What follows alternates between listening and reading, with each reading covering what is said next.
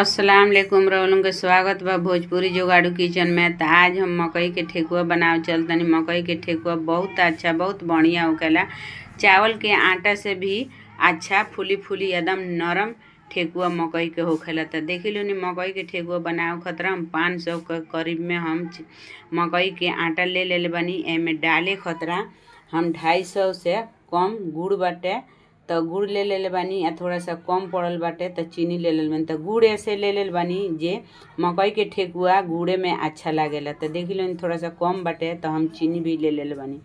तो एकरा के चीनी आ गुड़ के पानी में रख के एकरा के अच्छा से उबाल लिए तबे ठेकुआ मकई के अच्छा बन पाई। तो चली लो नी एकरा के पानी में रख के चीनी के गुड़ के हम उबाल के रउआ के देखाओ तनी। तो देखी लो नी हम इंडक्शन चालू कर दिल बनी। इंडक्शन पर पतीला में पानी रख दिल बनी। गुड़ और चीनी के एक साथ में डाल के उबले खतर रख दिल बनी। अच्छा से उबाल आ गइल बा। तो एगो चीज़ के ध्यान दो हम लोनी जे आटा के हिसाब से पानी रख के आ चीनी या गुड़ के उबाले में लोनी, ना तो ज़्यादा पानी हो जाई तो ज़्यादा आटा में पानी पड़ी तो आटा गीला हो जाई। आ पानी के उबाल दिया तो आटा फीका हो जाई। तो चली लोनी पानी में उबाल आ गइल बा। एकरा के अच्छा से आटा में डाल के आ सान लिया आटा के। तो देखी लो नी आटा में थोड़ा थोड़ा पानी डायरेक्टे डाल के ना सानल जाई, थोड़ा थोड़ा क के डाल के सानल जाई तबे अच्छा होखी। एकरा के छन्नी के मदद से एकरा के चाहे छन्नी से छान के आ तब आटा के सानल जाई। काहे से जे गुड़ में बहुत लकड़ी उकड़ी रहेला वो अच्छा से छानल जाला तो निकल जाला। तो देख सकिन लोनी थोड़ा थोड़ा क के एकरा के अच्छा से चला चला के सानल जाई, डायरेक्टे ना डालल जाई, ना तो आटा गीला हो जाई तो ठेकुआ अच्छा ना बन पाई।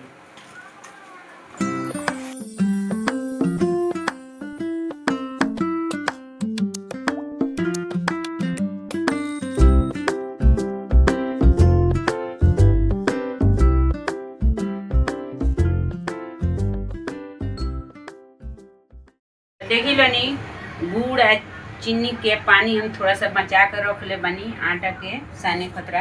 तो देखी लो नी आटा गरम बा, हथेली के मदद से एकरा के चढ़ जाई तो हथेली जड़ जाई। तो देखी लो नी प्लेट में रख के आ एकरा के छोटा सा कटोरा ले लिया। एकरा के खूब अच्छा तरीका से एकरा के सानल जाई तो हथेली जली भी ना आ आटा अच्छा से चढ़ा भी जाई। तो चली लो नी यही तरीका से हम आटा चाड़ के और गोलोवन के तैयारी क के तब देखाओ तनी।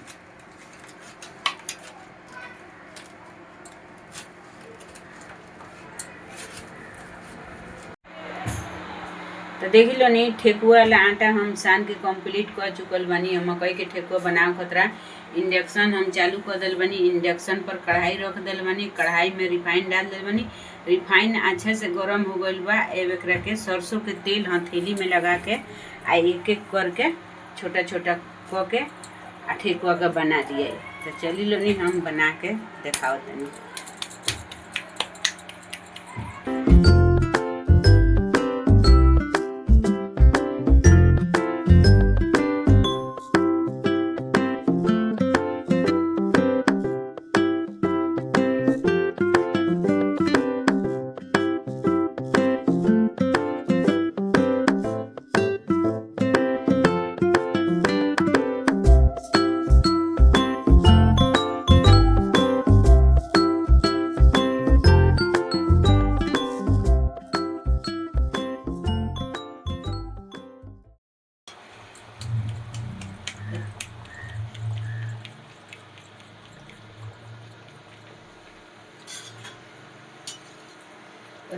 तो देखी लो नी कितना फूली फूली इतना अच्छा से एकदम गुलगुल्ला जैसन ठेकुआ फूल के तैयार होकर तटे। तो यही तरीका से सब हम ठेकुआ बना के और गोलोवन के देखाओ तनी।